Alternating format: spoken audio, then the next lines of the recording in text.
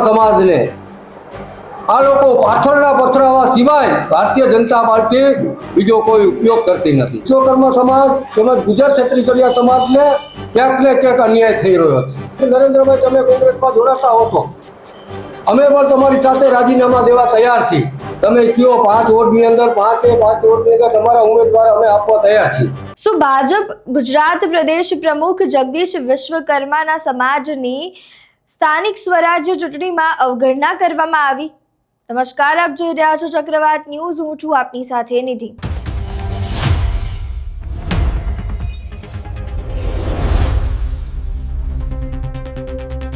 સ્થાનિક સ્વરાજ્યની ચૂંટણી નજીક આવી રહી છે તેમ જે જાતિ સમીકરણ છે તે હવે દરેક રાજકીય પાર્ટીઓમાં દેખાઈ રહ્યું છે।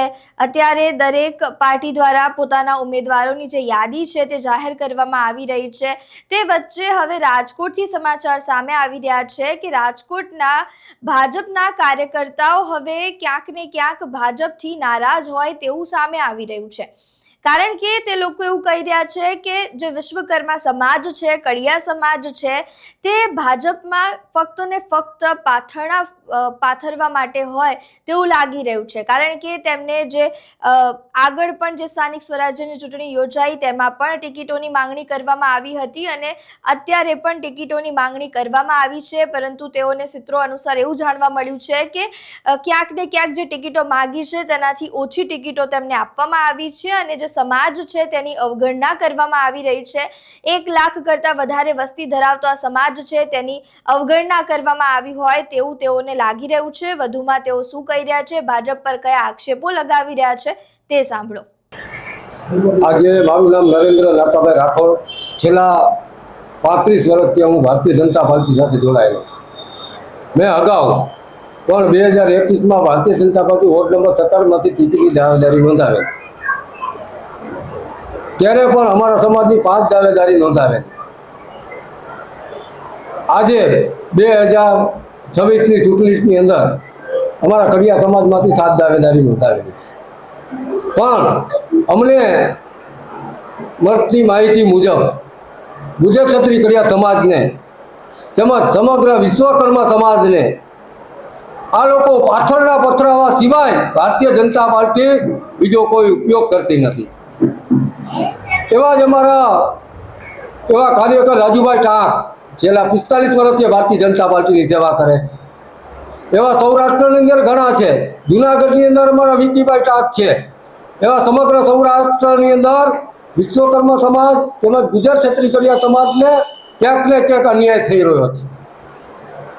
ભૂતકાળની અંદર અમારા કડિયા સમાજની રાજકોટની અંદર 5 ટિકિટ હતી। એ ટિકિટ ઘટતી આજે 2 ટિકિટ આવીને અમારી ઊભી રહી છે। એ અમારી વેદના છે। માટે મેં આજે ગુજર ક્ષત્રિય કડિયા સમાજની સાંજે 5 વાગે મિટિંગ બોલાવેલી। એ મિટિંગની અંદર મેં સમાજને સાથે ચર્ચા કરી। સમગ્ર બોડી અને બોડી સંખ્યામાં સમાજ ભેગો થયેલો। તેમણે એવું પૂછ્યું કે નરેન્દ્રભાઈ બોલો, તમે શું કહેવા માગો છો? મેં કીધું ગુજર ક્ષત્રિય કડિયા સમાજને 80,000થી 1 લાખની વસ્તી રાજકોટમાં છે। સમગ્ર વિશ્વકર્મા સમાજની 1,60,000ની વસ્તી છે। એની અંદર સોની સમાજ આવે, લુહાર સમાજ આવે, સુતાર સમાજ આવે, દરજી સમાજ આવે, કંતારા સમાજ આવે, તેમજ અન્ય જ્ઞાતિ કે જે ભારતીય જનતા પાર્ટી નાની જ્ઞાતિઓને પ્રાધાન્ય આપતી નથી। એના માટે કે સમાજની મિટિંગ મળી અને સમાજે એવું કીધું કે નરેન્દ્રભાઈ, તમે જે નિર્ણય લ્યો સમગ્ર સમાજ તમારી સાથે છે। ત્યારે એની અંદર અમારા ભારતીય જનતા પાર્ટીના હોદ્દેદારો પણ હતા, પણ એમણે પણ એવું કીધું કે નરેન્દ્રભાઈ, તમે કોંગ્રેસમાં જોડાતા હો તો અમે પણ તમારી સાથે રાજીનામા દેવા તૈયાર છીએ। તમામ હોદ્દા ઉપરથી તમામ ભારતીય જનતા પાર્ટીના કાર્યકર તરીકે અમે રાજીનામા દેવા સમગ્ર સમાજ અમારી સાથે। અમને કોંગ્રેસ પાર્ટી મારી ઘરે 8 દિવસ પહેલાં પણ આવેલી, મને પૂછવા પણ આવ્યા, તમે આવો છો નરેન્દ્રભાઈ? મેં કીધું વિચારું છું, મારે સમાજની રજા લેવી પડે, સમાજ આવીને સંકળાયેલા છે, અમે સમાજના પ્રતિનિધિ કરી છે, એટલે હું એકલા નિર્ણય ન લઈ શકું। આજે અમારી મિટિંગ મળી એટલે અમે ગયા હતા કોંગ્રેસ કાર્યાલય, તો એ મને કહે નરેન્દ્રભાઈ, તમે કયો 5 વોર્ડની અંદર 5 વોર્ડની અંદર તમારા ઉમેદવાર અમે આપવા તૈયાર છીએ।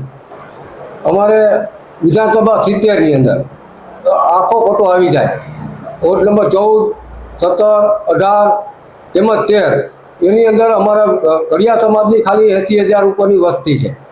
એ ઉપરાંત વિશ્વકર્મા સમાજ એમ કરીને 1.5 લાખ ઉપરની વસ્તી છે.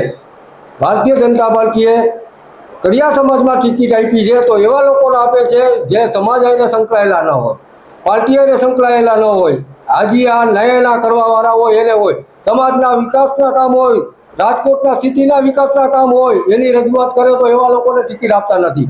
રાજકોટ એ ભાજપનું ગઢ છે, ત્યારે અત્યારે ભાજપના ગઢમાં જ જે ભાજપના કાર્યકર્તાઓ છે, સમાજ છે, જે વિશ્વકર્મા સમાજ, તે નારાજ જોવા મળી રહ્યો છે.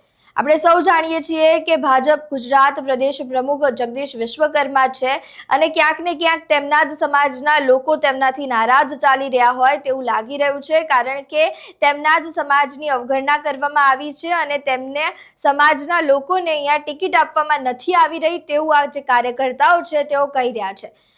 વધુમાં તેઓ એવું પણ કહી રહ્યા છે કે અગર જો તેમને ટિકિટ નહીં મળે તો તેઓ ભાજપમાંથી રાજીનામું આપીને કોંગ્રેસ તરફથી લડશે. કોંગ્રેસમાં જો ટિકિટ મળશે તો ત્યાંથી લડવા માટે પણ તેઓ તૈયાર છે.